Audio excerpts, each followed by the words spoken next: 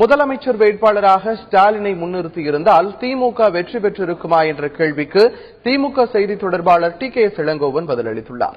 தந்தி டிவியின் கேள்விக்கு என்ன பதில் நிகழ்ச்சியில் தலைமை செய்தி ஆசிரியர் ரங்கராஜ் பாண்டே எழுப்பிய கேள்விக்கு அவர் அளித்த பதிலை தற்போது பார்க்கலாம். இளைஞர்களுடைய வாக்கு அதிகமா இருந்த ஒரு தேர்தலா இருந்தது. எல்லோருமே இளைஞர்கள் அதிகமாக புரிவிச்சாங்க. ஒருவேளை திமுக தலைவர் கருணாநிதி அவர்களை முன்னிறுத்தாமல் திமுக பொருளாளர் திரு ஸ்டாலின் அவர்களை முதல்வர் வேட்பாளர் முன்னிறுத்திருந்தால் இந்த மயிலில் தவறவிட்ட வெற்றி கிடைத்திருக்கும் நினைக்கிறீங்களா? அப்படி நினைக்கவில்லை. என்றால் இளைஞர்கள் பெருவாரியாக வாக்களித்த காரணத்தினாலேதான் இவ்வளவு வாக்குகளை இந்த கூட்டணி பெற முடிந்தது என்பது எங்களுடைய நம்பிக்கை. ஸ்டாலின் அவர்களை முன்னிறுத்திருந்தால் இந்த வாக்குகள் கூடியிருக்கும் நினைக்கிறீங்களா, குறைஞ்சிருக்கும் நினைக்கிறீங்களா? கூடியிருக்கும் கூட.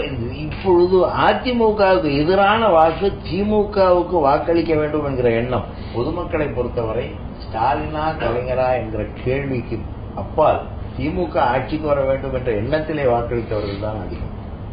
எனவே திமுக தலைவர் இல்லாம அந்த கட்சி இல்ல. திரு கருணாநிதி அவருடைய உழைப்பு, அவருடைய திறன், ஆனா இன்னைக்கு அந்த ஜெனரேஷன், அந்த தலைமுறைகள் மாறும்போது திரு ஸ்டாலின் அவர்கள் முன்னிறுத்தப்பட்டிருந்தால் ஸ்டாலினா ஜெயலலிதாவா அப்படிங்கிறது நின்றுக்குமோ? இது இந்த கேள்வி நீண்ட நாட்களாக கேட்கப்படுகிற கேள்வி. ஆனால் இந்த முறை ஒட்டுமொத்தமாக தலைவர் கலைஞர் தான் முதலமைச்சர் என்ற நிலைப்பாட்டில் தான் இந்த தேர்தலை சந்தித்தோம்.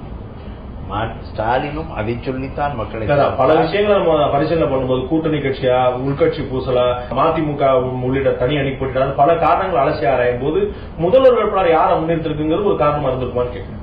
இல்ல, இதுல ஆரம்பம் முதலே குழப்பம் எதுவும் வரவில்லை. ஒத்த முடிவிலேயே நாங்கள் இந்த தேர்தலை சந்தித்தோம்.